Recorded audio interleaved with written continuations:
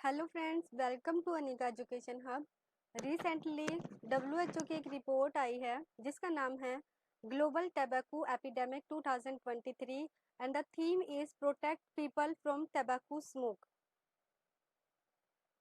ये जो रिपोर्ट है टैबैको कंट्रोल को लगभग 2018 से ट्रैक कर रही है और आज 2023 तक इसको लगभग 15 ईयर्स हो गए हैं since M power measure introduce. अगर एम पावर क्या है हम नेक्स्ट स्लाइड में देखेंगे कि ये एम पावर क्या है। यानी कि 2008 से ये अपनी प्रोग्रेस को रिकॉर्ड कर रही है और अब लगभग इसको 15 साल हो गए हैं। इसका जो मेजरली फोकस है वो कंट्रोल करना है, जो सेकेंड हैंड स्मोकिंग होती है उस पर कंट्रोल करना है। सेकेंड हैंड स्मोकिंग क्या होती है? जैसे कोई बंदा स्मोक कर रहा है तो उसके साथ अगर कोई उसके साथ या फिर उसके पास में कोई दूसरा बंदा बैठा है, खड़ा है और वो उस तंबाकू की जो स्मोक है उसको इनहेल कर रहा है, तो वो स्मोक तो नहीं कर रहा लेकिन इनडायरेक्टली इफेक्ट जरूर हो रहा है, तो उसी को ही बोलते हैं सेकेंड हैंड स्मोकिंग।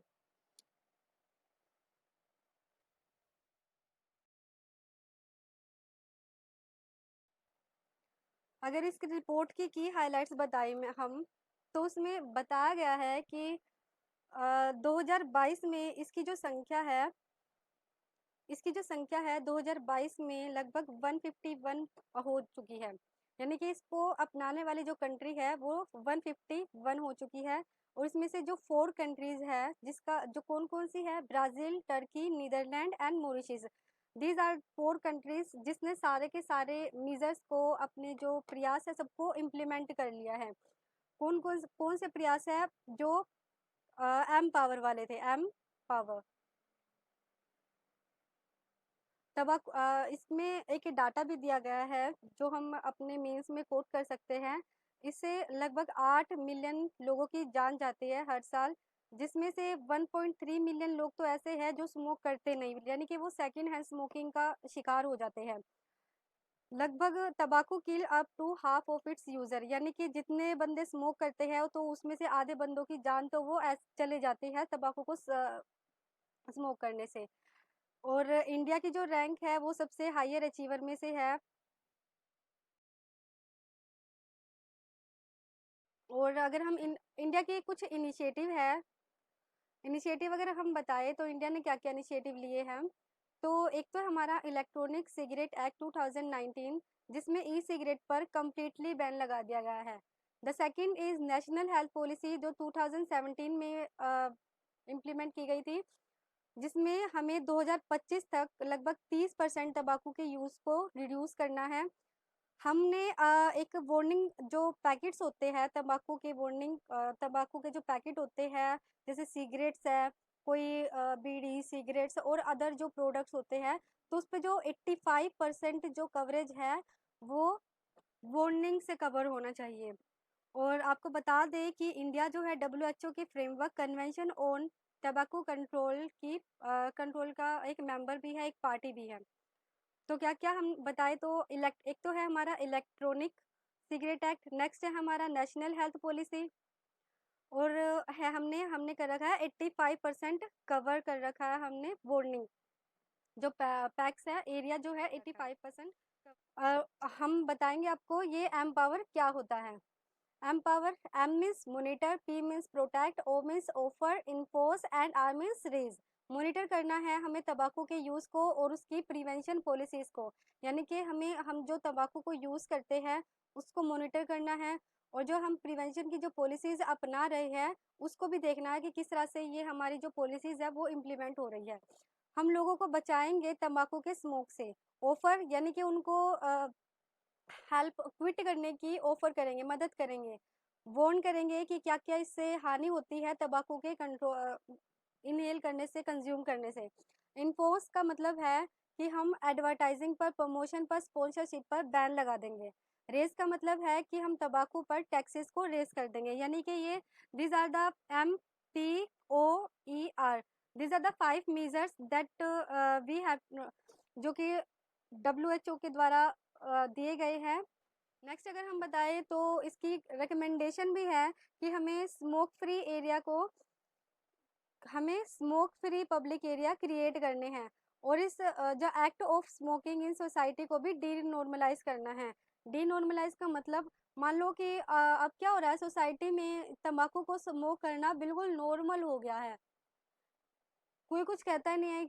कोई बड़ा बंदा है वो भी स्मोक कर रहा है, छोटा है, छोटे छोटे बच्चे आजकल स्मोकिंग के लिए मतलब स्मोकिंग करते हैं। तो उसको डी नॉर्मलाइज करना है, हमारे जो एम पावर है उसको इम्प्लीमेंट करके। हमें अपने जो तंबाकू की एडवर्टाइज की जाती है उसको भी उसके द्वारा भी हम अपने कंजप्शन को मिनिमाइज कर सकते हैं। यानी कि हमें स्मोक फ्री एरिया क्रिएट करने हैं, डी नॉर्मलाइज करना है एक्ट को। द नेक्स्ट इज एडवर्टाइजमेंट को बैन करना है। ये 3 रिकमेंडेशन है जो हम अपना सकते हैं अपने तंबाकू को कंट्रोल करने के लिए। नेक्स्ट न्यूज़ है हमारी रोहिणी कमीशन। रोहिणी कमीशन ने अभी रिसेंटली अपनी सब ओबीसी की सब कैटेगराइजेशन पर रिपोर्ट जो है सबमिट की है गवर्नमेंट को। हमें पता है लक्ष्मीकांत में भी चैप्टर है हमारा फंडामेंटल राइट्स वाले चैप्टर में, उसमें बताया गया है रोहिणी कमीशन के बारे में। ये जो ये कमीशन है वो 2017 में बनाई गई थी अंडर 340 आर्टिकल के तहत। इसमें प्रेसिडेंट और कौन बना सकता है ये कमीशन जो है प्रेसिडेंट को पावर है कि वो प्रेसिडेंट बना सकता है इस कमीशन को। इस कमीशन में क्या होता है कि इसमें इन्वेस्टिगेट करेंगे conditions of socially and educationally backward classes की, यानी कि जो क्लासेस सामाजिक रूप से और शिक्षा के रूप में बैकवर्ड है, पिछड़ा हुआ वर्ग है, उसकी कंडीशन को इन्वेस्टिगेट करेगी। तो इसका जो ऑब्जेक्ट है कमीशन का वो क्या है, inequitable distribution of benefits of reservation among caste और communities with reference to central OBC list. यानी कि सेंट्रल की जो ओबीसी लिस्ट है उसमें जो इनइक्विटेबल डिस्ट्रीब्यूशन है, यानी कि जो हायर कास्ट है उसको ज़्यादा मिला हुआ है, ज़्यादा पद पर आ जाते हैं। थोड़ी जो लोअर कास्ट है उनके पास इतनी बेसिक जो फैसिलिटीज़ नहीं होती, जैसे कि एजुकेशन है, हेल्थ उनके पास नहीं हो पाता।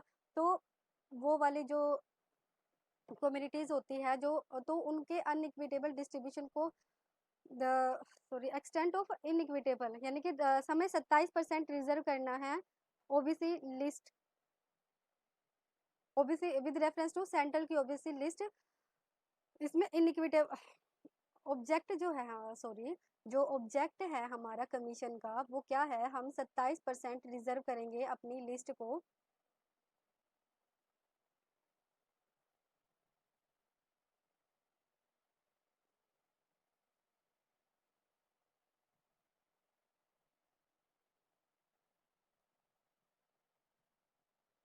इसका जो ऑब्जेक्ट है,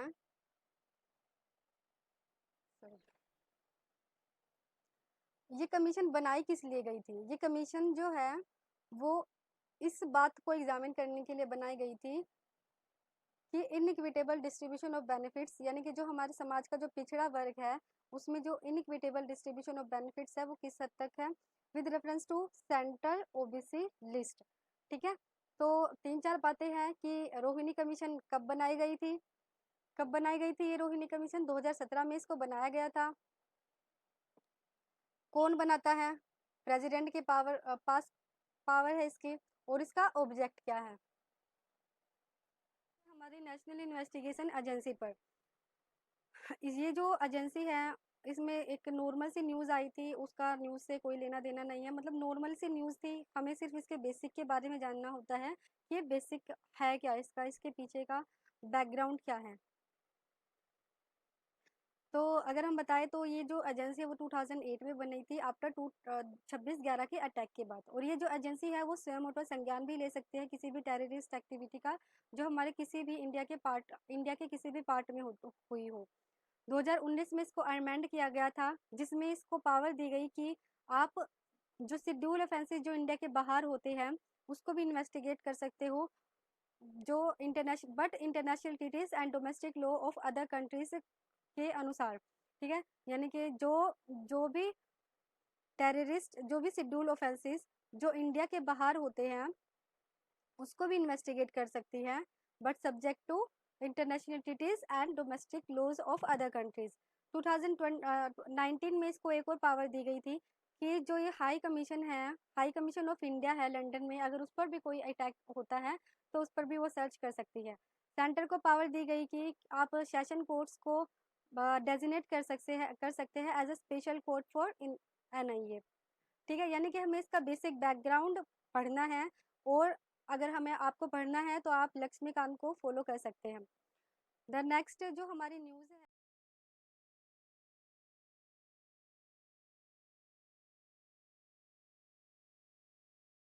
वो न्याय बंधु प्रोग्राम के ऊपर है। न्याय बंधु प्रोग्राम एक न्यू एप्लीकेशन जो है, न्यू मोबाइल एप्लीकेशन को लॉन्च किया गया है।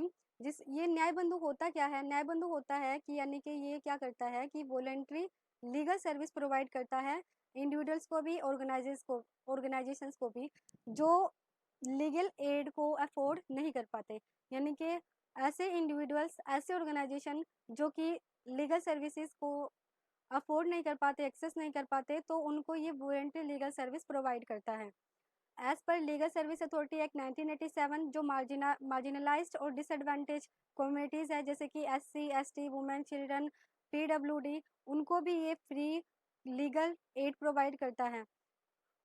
हमारा जो DPSP है उसमें आर्टिकल नंबर 39A है, उसमें भी स्टेट को ओब्लिगेट किया गया है कि आपकी ड्यूटी है कि आप फ्री लीगल एड प्रोवाइड करें टू द नीडी पर्सन्स।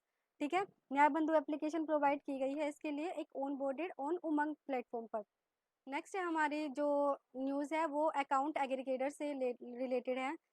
उन्होंने एक कंसल्टेशन पेपर को रिलीज़ किया है ताकि हम जो फाइनेंशियल इंफॉर्मेशन के फ्रॉड होते हैं उसके मिसयूज़ को रोकने के लिए और उसके सेफगार्ड को इम्प्रूव करने के लिए, जो फाइनेंशियल इंफॉर्मेशन से रिलेटेड जो भी फ्रॉड होते हैं उसका मिसयूज होता है, उसके लिए कंसल्टेशन पेपर है, और किस तरह से हम इसको इम्प्रूव कर सकते हैं उसके लिए ये पेपर इशू किया गया है।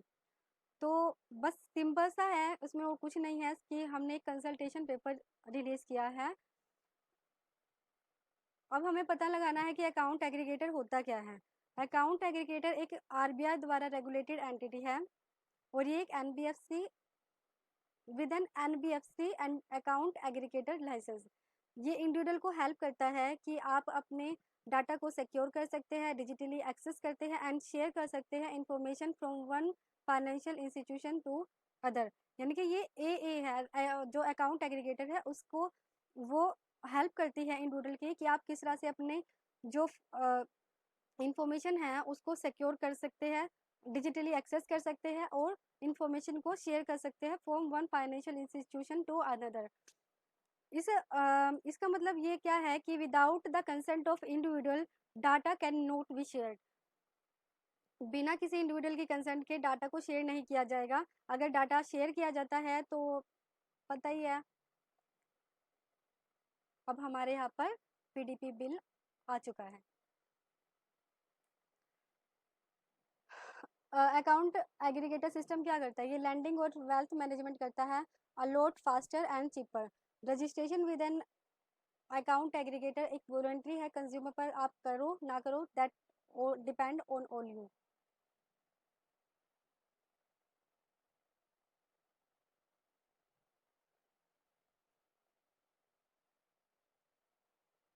Thank you for watching my video. अगर आपको वीडियो पसंद आई तो लाइक ज़रूर कीजिएगा और सब्सक्राइब करना तो भूलिएगा मत। Thank you.